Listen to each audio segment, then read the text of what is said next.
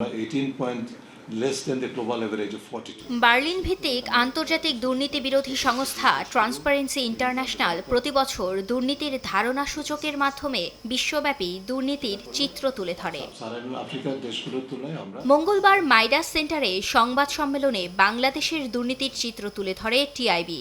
এবছর 182টি দেশের মধ্যে 100 স্কেলের সূচকে বাংলাদেশের স্কোর 24, যা গত বছরের তুলনায় 1 পয়েন্ট বেশি হলেও গত 14 বছরের মধ্যে এটি দ্বিতীয় সর্বনিম্ন স্কোর।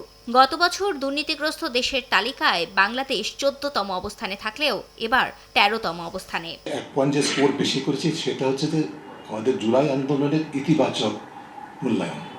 আন্দোলনটাকে তথ্যসূত্রগুলো মনে করেছে বাংলাদেশের পরিবর্তনের সুযোগ সৃষ্টি হয়েছে, অর্থাৎ তাদেরকে ভালো স্কোর দেওয়া যায়। সংবাদ সম্মেলনে দুর্নীতি রোধে দুদকসহ সব সরকারি প্রতিষ্ঠানের অকার্যকরতার বিষয়টিও তুলে ধরে টিআইবি। ওই ক্ষেত্রে কিন্তু আমরা দেখেছি দলবাজি, দখলবাজি, সচিবালয়ের অভ্যন্তরে দলবাজি হয়েছে, মপতন্ত্র হয়েছে।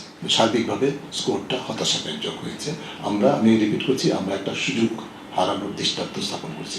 ডক্টর ইফতেখারুজ্জামান বলেন, বাংলাদেশের বর্তমান স্কোর ও অবস্থান গত 1.5 বছরে অন্তর্বর্তী সরকারের দুর্নীতি প্রতিরোধে ব্যর্থতার ইঙ্গিত দেয়। অন্তর্বর্তীকালীন সরকারের কাছ থেকে বিভিন্নভাবে প্রত্যাশা ছিল যে এই মেয়াদে রাষ্ট্র সংস্কার করে ফেলবে, বাংলাদেশের দুর্নীতি নিয়ন্ত্রণ করে ফেলবে, এই প্রত্যাশা কিন্তু ছিল না। কিন্তু ছিল যে ফাউন্ডেশন তৈরি করবে, দৃষ্টান্ত স্থাপন করবে, ভিত্তিটা তৈরি করবে। সেখানে অন্তর্বর্তী সরকার অবশ্যই ব্যর্থতার পরিচয় দিয়েছে। এবছর সবচেয়ে কম দুর্নীতিগ্রস্ত দেশ হিসেবে তালিকার শীর্ষে রয়েছে ডেনমার্ক। দেশটির স্কোর 89। সবচেয়ে বেশি দুর্নীতিগ্রস্ত দেশ দক্ষিণ সুদান এবং সোমালিয়া।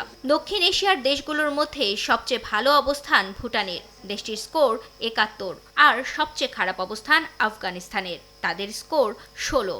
এছাড়া ভারতের স্কোর 39 এবং পাকিস্তানের 28। দুর্নীতি বিরোধী অবস্থান ঘোষণা করছেন।